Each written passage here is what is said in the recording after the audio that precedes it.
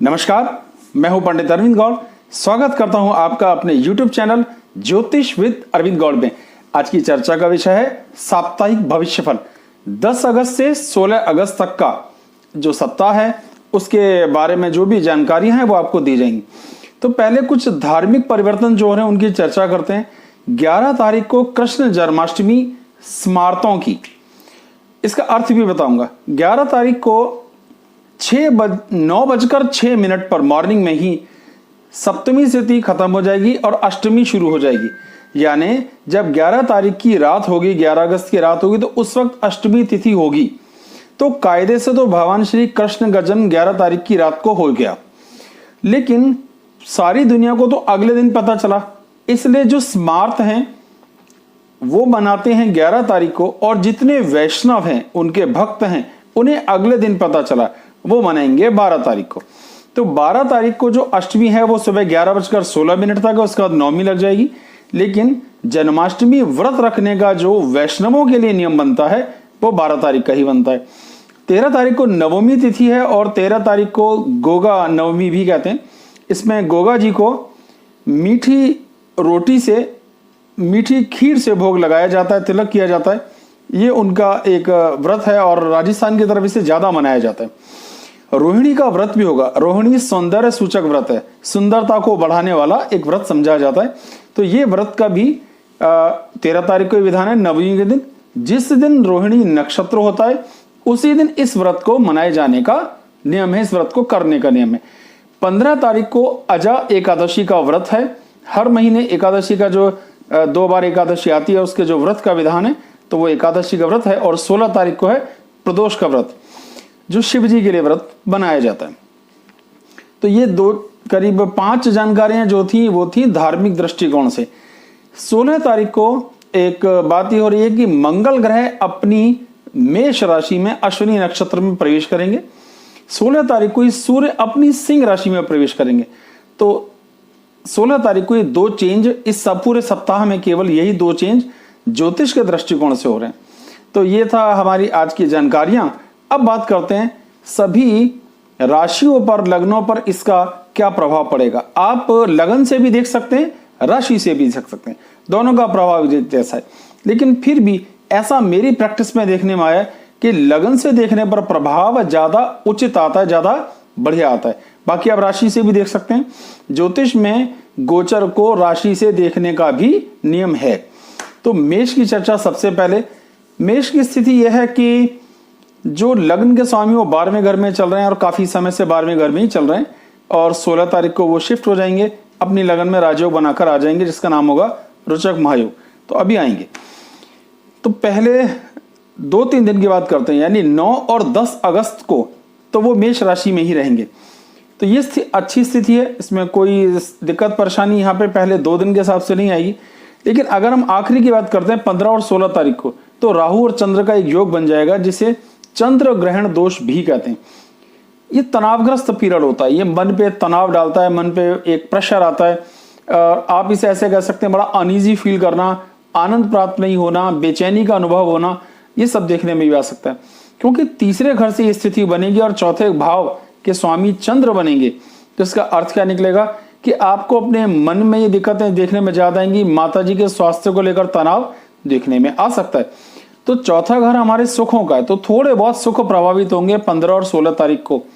चंद्र जल के भी स्वामी है और राहु गुस्से के, तो ये भी देखने में आ सकता है कि आपको पानी के कारण कोई तनाव देखने में आए। चौथा घर हमारे फेफड़ों को भी बिलोंग करता है, तो आपको अपने फेफड़ों से संबंधित, यानी ये जो रेस्पिरेटरी सिस्टम होता है, इससे संबंधित भी कोई समस्या देखने में आ सकती है। तो थोड़ी सावधानी 15 और 16 तारीख को मेष वालों को जरूर रखनी है।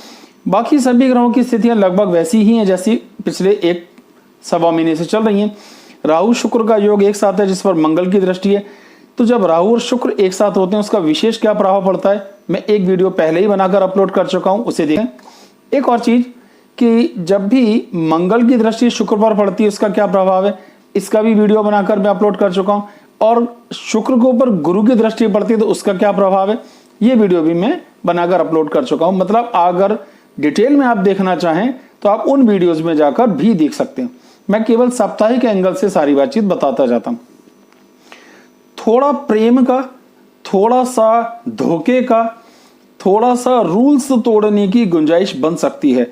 खर्चे थोड़े ज्यादा, भागदौड़ थोड़ी ज्यादा देखने में आ सकती है। भाग्य का, पिता का पूरा सहयोग प्राप्त होगा। संतान की स्थिति थोड़ी सी कम अच्छी है, मतलब विचार मिलने में थोड़ी दिक्कतें देखने में आ सकती हैं, हल्की फुल्की बात है। जीवन स्तर, स्टेटस, पोजीशन, आमदनी, ये हालात बिल्कुल ठीक हैं।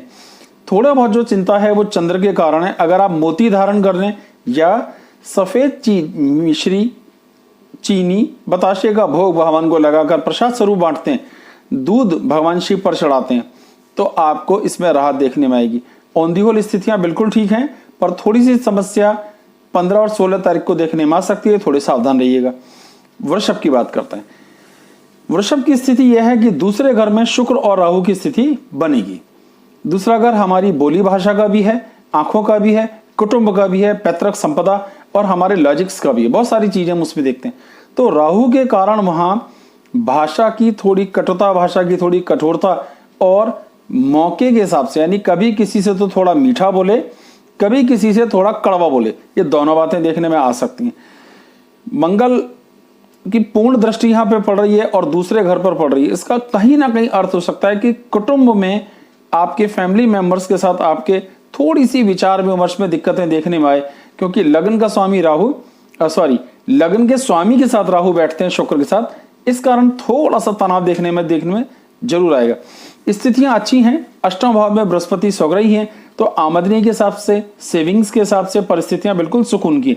छोटे भाई बहनों के साथ तालमेल की स्थितियां थोड़ी वेरी करेंगी और खास तौर पर पहले 2 दिन 9 तारीख और 10 तारीख को ये देखने में आ सकता है कि उनकी तरफ से उतना सहयोग ना मिले जितना आप उम्मीद कर रहे हैं।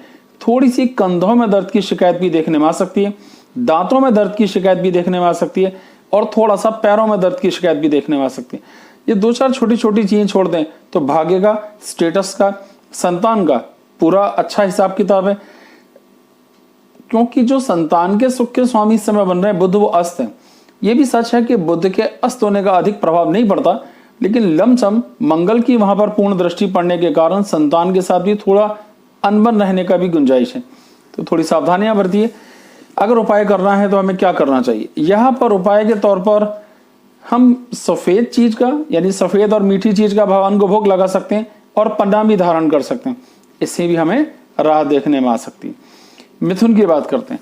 मिथुन एक डबल नेचर्ड राशि होती है, द्विज स्वभाव राशि कहते हैं उसे, और उसके स्वामी हो जाते हैं बुध। अब राहु जो है वो बुध राशि में अपनी उच्च राशि के हो जाते हैं। लगन में ही, यानी आपकी जो राशि बनी उसका पहले भाव में राहु देवता अपनी उच्च राशि में, जिनका पूर्ण प्रभाव पड़ेगा 5वें घर, 7वें घर और 9वें घर पे। यानी आपकी बुद्धि, आपका प्लानिंग्स, आपके फैसले लेने की ताकत, आपका डाइजेशन, पत्नी यानी वैवाहिक जीवन का सुख, भाग्य, पिता के साथ तालमेल की स्थिति, ये सारे चीजें इफेक्ट होंगी। तो इसका इफेक्ट कैसे आएगा कि दांतों की थोड़ी दिक्कतें बढ़ सकती हैं, प्लानिंग इंप्रूव होगी। अब राहु है सूर्य, मतलब राहु है सिर मतलब गले से ऊपर का, यानी इससे ऊपर के पोर्शन की बात हो रही है। तो आपको सिर दर्द होना, चेहरे पे तनाव महसूस होना, आंखों पे तनाव महसूस होना, छोटी मोटी ऐसी चोट लगना जो खाल पर चोट लगे, स्क्रैच आना, इस तरह की कोई बात देखने में भी आ सकती है। राहु टक्कर लगकर चोट लगने की गुंजाइशें ज्यादा होती हैं, जैसे टकरा गए। राहु जहर का कंट्रोलर भी है, इसीलिए ऐसा भी देखने में आ सकता है कोई दवा रिएक्ट कर गई, तो थोड़ी दवाइयों के प्रति सावधानी रखें, थोड़ी चोट लगने के प्रति सावधानी रखें और डाइजेशन को थोड़ा सा संभाल कर रखें। दांतों की भी बहुत माइनर, ये सब बहुत छोटी छोटी बातें होती हैं, क्योंकि 1 सप्ताह तक इस प्रभाव की चर्चा हो रही है। लेकिन ध्यान जरूर रखिए, 1 मिनट भी अगर दांत में दर्द होता है तो फिर ये उसको ही मालूम है जिसको होता है। बृहस्पति की पूर्ण दृष्टि पड़ने के कारण बहुत खराब स्थिति तो नहीं होगी, लेकिन सूर्य के दूसरे घर में होने के कारण भाषा को भी तनाव देखने में आएगा। कुटुंब के साथ भी थोड़े तालमेल की स्थितियां खराब होंगी। छोटे भाई बहन से भी माइनर अनईजी फीलिंग देखने में आ सकती है। कुल मिलाकर तो बहुत खराब नहीं है। पढ़ाई के हिसाब से, लिखने के हिसाब से, संतान के सुख के हिसाब से, अगर आप पढ़ रहे हैं तो कॉम्पिटिशन्स की तैयारियों के हिसाब से अच्छा है। लेकिन राहु के कारण अवरोध आना, स्वास्थ्य का, सुंदरता का अवरोध आना, यानी आपके सौंदर्य को भी थोड़ा कम करे, आपके स्वास्थ्य को भी थोड़ा कम करे। जैसे पेट से संबंधित दिक्कतें दे, डिसीजन लेने में थोड़ी दिक्कत दे, थोड़ा सा भाग्य के साथ भी ये कि काम बनते बनते अटक गए, अचानक कुछ ऐसा काम हो गया जिसको हमने प्लान ही नहीं किया था। तो ये छोटी मोटी कुछ घटनाएं जरूर होंगी, तो इस पर ध्यान रखना है। क्योंकि शुक्र के ऊपर मंगल की पूर्ण दृष्टि है, ये प्रेम का भी योग बनाता है और बिछुओं का योग भी बनाता है। ये दोनों बातें इसको समझना बड़ा जरूरी है कि राहु जिस ग्रह के साथ बैठता है उस ग्रह की सामर्थ्य को कम करता है, मतलब उसमें बिगाड़ करता है। तो प्रेम मंगल के कारण आ सकता है, राहु के कारण धोखा। अर्थ ये निकला कि ये हो सकता है कि आप किसी से प्यार करते हैं, ये मंगल की कृपा हुई, और राहु के कारण वो किसी और से प्यार करते हैं, ये भी देखने में आ सकता है। तो थोड़ा मन को भी समझा के चलिए, ये सप्ताह के लिए आवश्यक होगा। बाकी लमसम सारा कुछ ठीक है। अगर उपाय करना है तो राहु देवता को शांत करने के लिए भगवान शिव पर जल चढ़ाएं, इससे लाभ जरूर होगा। कर्क की बात करते हैं। कर्क बड़ी नाजुक लग्न है, क्योंकि कंट्रोलिंग स्टार जो है वो ही चंद्र हैं, और चंद्र बड़ी जल्दी जल्दी अपनी राशि बदलते हैं। कहीं ना कहीं चंद्र नाजुक हैं, फेफड़ों से संबंधित, गले से संबंधित, ठंड से संबंधित मुद्दों पर, तो थोड़ा नाजुक लगन हो जाती है, और हर छोटे से छोटा चेंज भी उन्हें प्रभावित करता है। अभी क्या स्थिति है? 9 और 10 तारीख को जो स्थितियां हैं वो अच्छी हैं, शुभ हैं। 11, 12 और 13 तारीख की जो स्थितियां हैं वो भी बड़ी शुभ हैं। इसमें बड़ा लाभ होगा आपको, कुछ नया आमदनी, नए सोर्सेज। लेकिन जो सबसे ज्यादा दिक्कत आएगी वो आएगी 15 और 16 तारीख को, क्योंकि 15 और 16 तारीख को राहु और चंद्र दोनों एक साथ होंगे। अब ये अच्छी स्थिति नहीं है। तनाव, खींचतान, अनईजी फील होना, हार्ट पर दबाव महसूस होना देखने में आ सकता है। अब क्योंकि 12वें घर में रहेगा तो डॉक्टर के साथ की भागदौड़, मतलब डॉक्टर के पास जाने की जरूरत पड़ जाए, ऐसा देखने में आ सकता है। तो 2 दिन सावधानी के हैं, ये सावधान रहना जरूरी है। मोती भी पहन सकते हैं, भगवान शिव पर जल भी चढ़ा सकते हैं। 2 उपाय अगर आप करते हैं तो जितनी राहत संभव है जरूर होगी। कोई बहुत बड़ी खराबी नहीं आएगी, पर थोड़ी बहुत खराबियां देखने में जरूर आएंगी, क्योंकि सूर्य और शनि भी आमने सामने समसप्तक योग बना रहे हैं। इस कारण से आपसी संबंध, यानी पति पत्नी के आपसी संबंध भी थोड़े प्रभावित होंगे, यानी कुछ कमियां आएंगी संबंधों में। तो थोड़ा मिला जुला सा असर है, बहुत अच्छा नहीं है। और अगर ढंग से देखें तो पिछले कई हफ्तों से बहुत अच्छा नहीं है, पर इसमें थोड़ा सुधार देखने में आएगा 16 तारीख के बाद, जब 16 तारीख को सूर्य अपनी राशि बदलेंगे। तो लमसम कर्क के लिए एक एवरेज स्थिति है। अब बात करते हैं सिंह लगन की। सिंह लगन, सूर्य देवता 12वें घर में बैठते हैं, इस कारण आंखों को थोड़ा तनाव देखने में आ सकता है। पहले 4 दिन कम से कम 9, 10, 11, 12, 13, ये लगातार 4-5 दिन की स्थितियां खर्चों के हिसाब से वेरी करेंगी, इनकम के हिसाब से हैं। मतलब थोड़े खर्चे इसमें डे बाय डे बढ़ते हुए दिखाई देंगे, और सबसे अधिक खर्चे आपके 15 और 16 तारीख को देखने में आ सकते हैं। पर यही 2 दिन नए सोर्स ऑफ इनकम के हिसाब से भी आएंगे। तो खर्चे होना और आमदनी भी आना, तो फिर खर्च होने में तकलीफ नहीं। एक होते हैं प्लान्ड खर्चे, जैसे हमने सोच रखा था हम अलमारी खरीदेंगे, हमने सोच रखा था हम कार खरीदेंगे, हमने सोच रखा था XYZ। तो जो प्लान्ड खर्चे हैं वो तकलीफ नहीं देते, इस तरह की स्थिति देखने भाई। संतान के साथ स्थितियां शुभ हैं, आमदनी के साथ बहुत बढ़िया है। भाग्य की स्थिति कमजोर है, यानी आपको अपने बाहुबल, अपनी सामर्थ्य से थोड़ा सा काम चलाना पड़ेगा। फैमिली का, कुटुंब का सहयोग मिलने के योग थोड़े से कम है, यानी कुटुंब के साथ तालमेल में थोड़ी कमी आएगी, उनसे उसका विचार विमर्श नहीं मिल पाएंगे जितने मिलने चाहिए। लेकिन संतान के साथ ज्ञान, बुद्धि, अगर आप पढ़ रहे हैं तो कॉम्पिटिशन्स की तैयारी करें तो उस लिहाज से भी ये स्थितियां बहुत शुभ हैं। लमसम देखें तो वैवाहिक जिंदगी थोड़ी प्रभावित इस हिसाब से हो रही है कि मंगल और शनि दोनों ही 7वें भाव के आसपास बैठे हैं, तो ये भी कहीं ना कहीं तनाव देने का एक कारण है। पाप कर्तृ योग जैसा एक बन जाता है। तो अगर हम माइनर एडजस्टमेंट लेके चलें, थोड़ा संभाल के चलें, तो दिक्कत नहीं होगी। सूर्य देवता को जल चढ़ाना सबसे सुंदर हल हो सकता है, और गेहूं की रोटी पर गुड़ रख के गाय को देना भी एक सुंदर हल हो सकता है। अगर जरूरत समझें, तनाव महसूस हो, तो ये 2 उपाय अवश्य करें, आपको लाभ होगा। कन्या लगन की बात करते हैं। फिलहाल कन्या लगन की स्थिति सबसे बढ़िया है। 10वें भाव में राहु का राजयोग, अगर राहु हमेशा खराब नहीं होता, 10वां भाव तो उसका बड़ा प्रिय स्थान है, जहां पर वो बड़ा अच्छा फल देता है। तो राहु यहां अपना राजयोग बनाकर बैठता है, शुक्र वहां पर मित्र राशि में बैठता है, और बृहस्पति की उस पर पूर्ण कृपा है। तो लगभग सब कुछ अच्छा है। इसमें एक राजयोग का निर्माण भी हो रहा है, जिस राजयोग का नाम है हंस महायोग। तो माता जी के साथ, वाहन के साथ, उच्च शिक्षा के साथ, संतान के साथ सुखों का योग बहुत सुंदर। जीवन स्तर, स्टेटस, आमदनी, व्यापार के हिसाब से कुंडली की स्थितियां अच्छी। जो थोड़ा बहुत तनाव देखने में आ रहा है हल्का फुल्का, वो ये है कि पहले 2 दिन 9 और 10 तारीख को इनकम को थोड़ा सा दिक्कत हो सकती है, शायद उतनी इनकम ना आए या रिकवरी में थोड़ी दिक्कत हो, लेकिन बाद के 4-5 दिन इनकम के लिहाज से भी अच्छे हैं। कन्या की स्थिति ऑन दी होल बिल्कुल ठीक है, और सिर्फ पहले 2 दिन के लिए अगर हम चंद्र देवता को मनाने के लिए भगवान शिव पर जल भी चढ़ाते हैं तो भी हमारा काम चल जाएगा।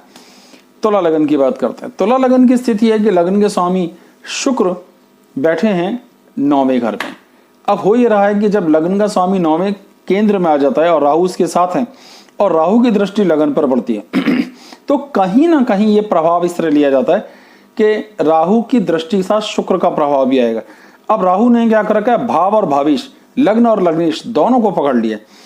ऐसी सूरत में इसका इंपैक्ट ज्यादा होता है, यानी शुक्र के बिगड़ने का, शुक्र की खराबियों का। अब शुक्र क्या है, प्रेम, वैवाहिक जीवन का सुख, आपसी तालमेल। तो ये बहुत संभव है कि आपका आपसी तालमेल खराब हो, उसकी स्थितियों में कुछ बिगाड़ देखने में आए, आप आनंद महसूस ना करें, वैवाहिक जिंदगी तनाव में आ सकती है, तो थोड़ी सावधानी अपेक्षित है। शुक्र के लिए आपको उपाय तो बहुत से हैं, लेकिन जो सबसे आसान उपाय है, किसी भी मीठी चीज से भगवान को भोग लगाने से भी काम चल जाएगा। आप चीनी, बताशा, पेठा या ऐसी कोई भी चीज इस्तेमाल कर सकते हैं, मिश्री, इससे भी आपको लाभ। सफेद फूल भगवान को चढ़ाया जा सकता है, चीनी का दान भी दिया जा सकता है, चावल का दान भी दिया जा सकता है। ऐसे अगर उपाय कर लेते हैं तो थोड़ी सी जो खींचतान है वो कंट्रोल में आ जाएगी। लमसम स्थितियां ठीक है, वैवाहिक जिंदगी के अलावा तो ऐसी कोई खराबी इसमें नहीं दिखाई देती है। तुला की ऑन दी होल स्थिति बिल्कुल ठीक है। जो कुछ दिक्कत नहीं थी मैंने बयान करी। कहीं ना कहीं पिताजी के स्वास्थ्य को जॉइंट्स जैसी समस्याएं यानी जॉइंट पेन भी देखने में आ सकता है। इस मुद्दे पर भी थोड़ा सा सजग रहिए। अब बात करते हैं वृश्चिक की। वृश्चिक की स्थिति यह है कि लग्न के स्वामी 5वें घर में बैठते हैं, यानी अपने से 5वें घर में बैठ रहे हैं। संतान के लिए ये स्थितियां बड़ी शुभ हो जाती हैं। संतान के घर के स्वामी बृहस्पति अपनी स्वग्रही स्थिति में चल रहे हैं, तो संतान के लिए सही मौके पे सही डिसीजन लेने के लिए, अगर आप पढ़ रहे हैं तो कॉम्पिटिशन्स के लिए ये समय बहुत उम्दा है। लेकिन कहाँ खराबी आ रही है, राहु देवता का 8वें घर में बैठना। कहीं ना कहीं 8वां घर हमारे जननांगों को बिलोंग करता है, उस पोर्शन को बिलोंग करता है जिस पर हम बेल्ट बांधते हैं। तो वो कमर दर्द से लेके इन्फेक्शंस, यूरिन इन्फेक्शंस जैसी समस्याएं देने में भी सक्षम है। आप उसे केमिकल डिसबैलेंस या हार्मोनल डिसऑर्डर भी थोड़ा बहुत कह सकते हैं। इस तरह का तनाव देखने में जरूर आएगा, लेकिन थोड़ी बहुत चीज़ों को अगर हम संभाल लेते हैं तो ज़्यादा दिक्कत नहीं। 15 और 16 तारीख को विशेष रूप से ये तनाव देखने में आ सकता है। तो जो थोड़ी बहुत चिंता करनी है वो पहले 5 दिन नहीं है, आखिरी के 2 दिन की ज़्यादा फिक्र है। 15 और 16 तारीख को अगर हम सावधान और सजग रहे तो दिक्कत कम से कम होगी। सूर्य देवता को जल चढ़ाएं, भगवान शिव का नाम लें और शिव जी को भी जल चढ़ाएं, ज़्यादा अच्छा है। सिर्फ शिव जी को जल चढ़ाइए, तो शिव जी को राहु का मंत्र बोल के जल चढ़ाएं। इससे ओम रांग राहवे नमः बोल के, राहु का मंत्र बोल के भगवान शिव पर जल चढ़ाने से जितना भी इसमें तनाव कम किया जा सकता है वो जरूर होगा। अब बात आते हैं धनु लगन की। धनु लगन लग्नेश लगन में स्वग्रही, पर केतु होने के कारण क्या है, मति भ्रम स्थिति चल रही है, नहीं समझ पा रहे हैं क्या करना चाहते हैं, रोज विचार बदलता है, ये करें कि नहीं करें। डाइजेशन प्रॉब्लम में चल रहा है, क्योंकि जब भी राहु कहीं ना कहीं 7वें घर में आएगा तो वैवाहिक जिंदगी या शादी में डिले होना, शादी नहीं हो पा रही, विचार नहीं मिल पा रहे, ये सब चीजें देखने में आएंगी। भाषा में थोड़ा सा रूखापन देखने में आता है क्योंकि शनि वहां बैठते हैं। लेकिन जो एक बहुत अच्छी चीज है वो ये 16 तारीख को मंगल देवता अपनी राशि में मेष में जब ये स्थान परिवर्तन करेंगे तो पढ़ाई लिखाई का हिसाब किताब बहुत ही सुंदर बनेगा। वो सभी जो अभी विद्यार्थी हैं उनके लिए गोल्डन पीरियड है। वो सभी जो नौकरी की तलाश के लिए कॉम्पिटिशन्स की तैयारियां कर रहे हैं उनके लिए गोल्डन पीरियड होगा। वो सभी लोग जिनको संतान की प्राप्ति की आकांक्षा है, इस समय ईश्वर की कृपा उन पर बरस सकती है, उनका कल्याण हो सकता है और बड़े काबिल संतान की प्राप्ति भी देखने में आ सकती है। धनु के लिए लमसम स्थिति ठीक है, थोड़ी आंखों का दर्द, थका थका सा रहना, अनईजी फील करना, थोड़ा सा फ्रस्ट्रेशन भी फील करना देखने में आएगा। पर जब 16 तारीख को मंगल और सूर्य अपनी राशियां बदल लेंगे तो ये स्थितियां और अधिक सुंदर अपने आप हो जाएंगी। तो अच्छा वक्त और बहुत अच्छा वक्त आपका आने ही वाला है, आपको अपनी तैयारियां शुरू कर देनी चाहिए। अब बात करते हैं मकर की। मकर में लगन में ही शनि का राजयोग है और ये राजयोग जनवरी से ही चल रहा है। लेकिन फिलहाल क्या हो रहा है, सूर्य का समसप्तक योग बनने के कारण वैवाहिक जिंदगी भी तनाव में है, सौंदर्य, सेहत, ये दोनों चीजें, यानी थका थका सा फील होता है, बात करने का मन नहीं करता, थोड़ा अनईजी फील करने का, ऐसी स्थितियां देखने में आ सकती हैं। ये तनाव, ये दिल बैठा बैठा होना, ब्लड प्रेशर फ्लक्चुएट करना, अनईजी फील करना 15 और 16 तारीख को ज्यादा देखने में आएगा। तो थोड़ी सावधानी रखना है, पानी से भीगने से बचने की कोशिश करनी है, पानी से किसी भी तरह का जितना संभव है बचाव रखेंगे, आप ही का फायदा उसमें होना है। ओंधी वाली स्थितियां ठीक है, ऐसी कोई ज्यादा कुछ खराब नहीं है, लेकिन जो खास चीज थी, शत्रुओं पर विशेष दबाव रहेगा। एक प्लस पॉइंट ये है कि शत्रु आपका सामना नहीं करेंगे, लेकिन कहीं ना कहीं ये अकेलेपन को बिलोंग करता है, थोड़ा अकेले पड़ जाने की योग बन सकते हैं। थोड़ी सावधानी बरतें, इसमें मुझे नहीं लगता कोई बहुत विशेष उपाय की जरूरत यहाँ पड़ेगी। फिर भी आप भगवान शिव को जल चढ़ा सकते हैं, इससे चंद्र को बल मिलेगा। चंद्र को बल मिलेगा तो राहु के कुप्रभाव के कारण 15 और 16 को जो दिक्कत आ रही है कम से कम आएगी, आपको अच्छा लगेगा।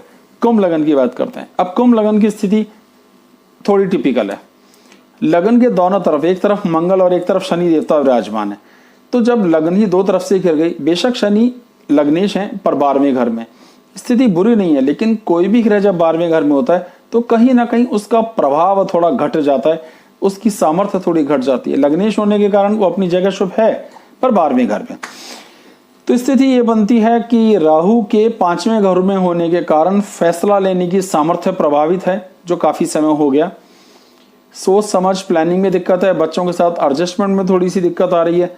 और अगर इसी चीज को ऐसे समझें तो वैवाहिक जिंदगी की स्थिति भी बहुत अच्छी नहीं चल रही, तालमेल में दिक्कतें हैं, कुछ अनईजी फील हो रहा है। ये सुधार थोड़ा सा ज्यादा नहीं देखने में आएगा 16 तारीख के बाद, जब सूर्य शिफ्ट होकर के आपके 7वें घर में आ जाएंगे।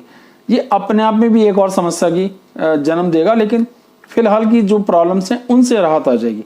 तो थोड़ी सी राहत देखने में आएगी। भाषा थोड़ी कठोर हो रही है, प्लानिंग थोड़ी सी डिस्टर्ब हो रही है, थोड़ा अनईजी है, थका थका सा महसूस करना भी देखने में आ सकता है। पर आमदनी के सोर्सेज, इनकम के सोर्सेज अच्छे हैं, उसमें कोई दिक्कत नहीं है। उपाय करने ही तो क्या करें, हनुमान जी की पूजा अर्चना पे ध्यान दें, इससे कई सारी चीजें ठीक होंगी। आपको इसमें इनकम में भी राहत आएगी, आपके एफर्ट्स में भी इसमें राहत आएगी, यानी आप प्रयास करो उसका रिजल्ट निकाल सको। तो अगर आप थोड़ा हनुमान जी के चरणों को पकड़ लेते हैं, उनकी कृपा प्राप्त करते हैं, तो आप राहत महसूस करेंगे। अब मीन लगन की बात करते हैं। लगन में मंगल देवता विराजमान है। अब लगन में मंगल होने के कुछ फायदे हैं, तेजी होती है, थोड़ी सी स्पीड होती है, पर चौथा घर जो सुखों का है वहां पर राहु का होना अधिक शुभ नहीं समझा जाता। तो राहु के कारण तनाव महसूस करना, उच्च शिक्षा में व्यवधान, मकान गाड़ी खरीदने में भी थोड़ा तनाव देखने में आता है। तो इन चीजों का अगर हम थोड़ा सा एडजस्ट कर लें तो ऑन दी होल बहुत अच्छा है। लगन के स्वामी अपना राजयोग बना करके बैठे हैं, आमदनी के घर में शनि की स्थितियां बहुत अच्छी, खराबी कुछ भी नहीं। माता जी को विशेष तौर पर 15 और 16 तारीख में तनाव देखने में आ सकता है। उन्हें जॉइंट पेन या हार्ट पर दबाव या ब्लड प्रेशर फ्लक्चुएशन जैसी कुछ समस्याएं देखने में आएंगी। मीन को अगर कोई उपाय करना है तो क्या करना चाहिए, राहु के लिए भगवान शिव पर राहु का मंत्र बोलकर जल चढ़ाना, या सतनाजा दान देना, या कुत्ते को दूध पिलाना, ये सारे उपाय भी आप एक साथ कर लीजिए तो कोई बुरी बात नहीं है। इस तरीके से आपको जितनी राहत आनी जरूर आएगी। तो सारी राशियों की चर्चा हमने कर ली। एक डाउट आया साहब, आप कभी कहते हो लग्न कभी कहते हो राशि, तो मैं क्लियर कर देता हूं भाई। लगन के लिए भी तो हम यही बोलते हैं लगन में ये राशि है, तो राशि का मतलब हमेशा चंद्र राशि नहीं है। जब हम ये कहते हैं आपकी लग्न सिंह है, इसको कहीं फ्लो में ऐसे बोलते हैं कि आपकी लगन सिंह राशि की है, ठीक है। तो आप लगन से देखें या राशि से, वो एक ही जैसा प्रभाव आपको आता हुआ दिखाई देगा। पर मेरा पर्सनल विचार है कि लगन से देखें तो अधिक शुभ है। कैसा लगा आपको ये कार्यक्रम? इसके संबंध में अगर आप अपना कोई विचार प्रकट करना चाहें तो जरूर कीजिए।